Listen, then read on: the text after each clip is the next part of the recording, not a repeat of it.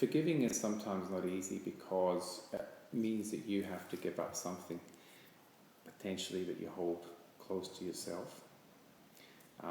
Because by forgiving someone else, it perhaps puts the spotlight back on your own behaviour, so it's easier just to be angry with them and actually not to reflect on how you are.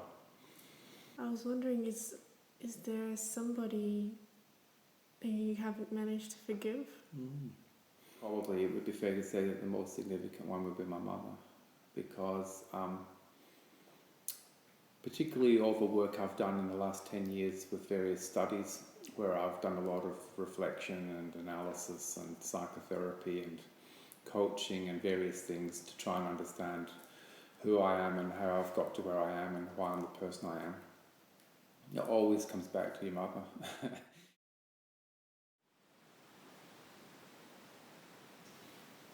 You know, when I was at school and going through that sort of trying to work out what was going on about sexuality, knowing that I was interested in sort of looking at the boys in the change rooms, but not really understanding why that was. And I remember this guy called Todd.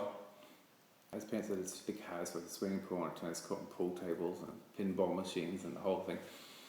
I remember we went over there for this weekend, and at night I was sleeping on a mattress in his room, and I remember really wanting something to happen. Not really probably knowing what, but he got into my bed, and I mean, I don't remember now what happened, but we had a sexual experience. But the thing was, I went back to school the next day and I told people about it, and humiliated him and embarrassed him and caused him a lot of grief. And we never really sort of connected again after that. And I lived with that for such a long time in terms of trying to understand why I did that, and feeling really guilty about it, and then feeling experiences of humiliation myself in my life and reflecting back on how he must have felt and how I'd caused him that. It must have been, like 15 or so years later, I came in for a late shift one day at Fairfield Hospital. And there was a handover, and they mentioned this patient had been admitted. It was his name. Sure enough, I went into the room and there he was, and we immediately recognised each other. I think it's interesting for sort of gay men of my generation who, in terms of their engagement with HIV and AIDS, because I think that regardless of how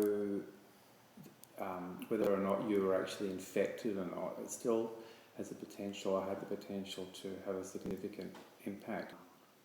Later on in the shift, when it was a bit quieter, I went back in, and I said, I need to talk to you about something. And he said, is it about the time you humiliated me at school?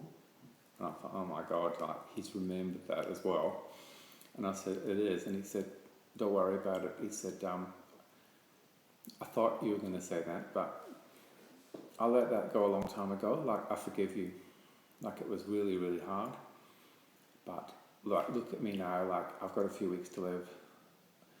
It's so insignificant. And so that was the catalyst for me to be able to start forgiving myself and also for forgiving other people. And that's been a lifelong journey, which I'm still on, because I still struggle sometimes, but I'm much, much better at it.